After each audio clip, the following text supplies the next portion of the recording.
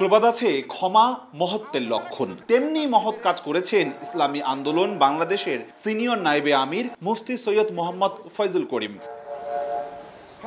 2023 সালে Barishal city corporation নির্বাচনে mayor প্রার্থী ছিলেন মুফতি সৈয়দ মোহাম্মদ ফয়জুল করিম। ভোটের দিন তার উপর হামলার ঘটনা ঘটেছিল। বরিশালের হাতেমালি কলেজ চৌমাথা এলাকায় রক্ত ঝরেছিল সে সময়ের মেয়র প্রার্থী ফয়জুল করিমের। তখন যাদের বিরুদ্ধে হামলার অভিযোগ ওঠে তাদেরই একজন আওয়ামী লীগের স্বপন দাস।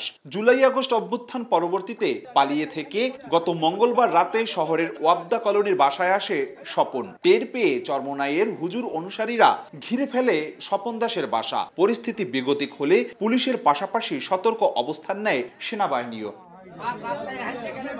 কড়া পাহারায় রাতে কোতোয়ালি থানায় আনা হয় স্বপনকে। তবে ঘটে ভিন্ন ঘটনা। চরমোনাই পন্থীরা বিচারের দাবিতে যখন সোচ্চার, তখন স্বয়ং হামলার শিকার ফয়জুল করিম সাধারণ ক্ষমা ঘোষণা করেন স্বপন দাসকে। সবার ধারণা ছিল দাপটে থাকা ইসলামী আন্দোলন বাংলাদেশ নিশ্চয়ই কড়া ব্যবস্থা নেবে, কিন্তু উল্টোটা ক্ষমা করায় নন্দিত হয়েছেন ফয়জুল করিম। আজকে ওনাকে ধরার পরেও আজকেও আমার শায়েকের ওই একই কথা, আল্লাহ তাআলা যদি ক্ষমা করে দিতে পারে তা আমি কেন পারবো না? আমি ওনাকে ক্ষমা করে দিছি, তোমরা ওনাকে ক্ষমা করে দাও, তোমরা তো যার যারিতে চলে যাও।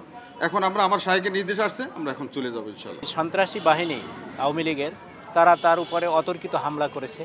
এর মূল হোতাই ছিল যাকে আজকে অ্যারেস্ট করা হয়েছে, থানায় নিয়ে আসা হয়েছে স্বপন। দেশের আইনের যে শাস্তি আছে ওইটি আমরা কামনা করতেছি যে সর্বোচ্চ শাস্তি হোক। তিনি জানার পর তিনি বলছে এটা আমি সাধারণ ক্ষমা ঘোষণা করছি এবং হুজুর তার সর্বোত্তম আখলাক হিসাবে ক্ষমার দৃষ্টান্ত উপস্থাপন করছে।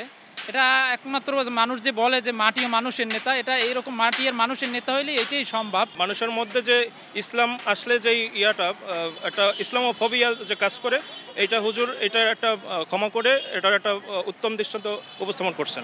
দৃষ্টান্ত স্থাপন করেছে জানিয়ে কৃতজ্ঞতা প্রকাশ করতে ভুল করেনি স্বপন দাসের পরিবারও। হিংসা বিদ্বেষ হানাহানি দূর হয়ে সমাজে মানুষে মানুষ বন্ধন হোক, সেই কামনাই করা হয়েছে। আমি অনেক কৃতজ্ঞ। আমি মনে মনে ভাবছিলাম, মাকেও বলছি আমরা হুজুরের কাছে যাব।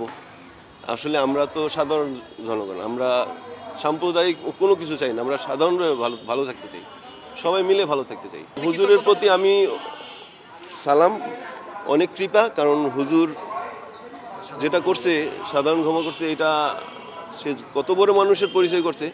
তার বাবার আমি যতটুকু ভালোবাসি সেই শ্রদ্ধাটা আমার কাছে দিয়ে চলে আসছে। পুলিশ বলছে মামলা না হওয়ায় পরিবারের জিম্মায় ছেড়ে দেওয়া হয়েছে স্বপনকে। সেনাবাহিনী এবং পুলিশ যৌথ বাহিনীর আমরা তাদের উদ্ধার করে নিয়ে আসছি থানায়। পরবর্তী হুজুরের সাথে আলাপ করলাম এবং হুজুর আমাদের জানায় যে তাদের সাধারণ ক্ষমা ঘোষণা করেছে এবং তার প্রতি তার কোনো অভিযোগ ক্ষোভ কিছুই নাই। এই অভিযোগ না থাকায় তার হুজুরের তাদের পরিবারের জিম্মায় দিয়ে দিতে বলছে এবং আমাদের থানায় কোনো তার বিরুদ্ধে কোনো মামলা না থাকে, কোনো অভিযোগ না থাকে, আমরা তাকে পরিবারের জিম্মায় প্রদান করেছি। রক্তের বদলে রক্ত নয়, ভালোবাসা দিয়েও আঘাত করা যায়। হামলার শিকার হয়েও ক্ষমা করে হয়তো সেই চেষ্টাই করেছেন মুফতি সৈয়দ মোহাম্মদ ফয়জুল করিম। এখন প্রশংসা কুড়াচ্ছেন সবার। অপূর্ব অপু, সময় সংবাদ, বরিশাল।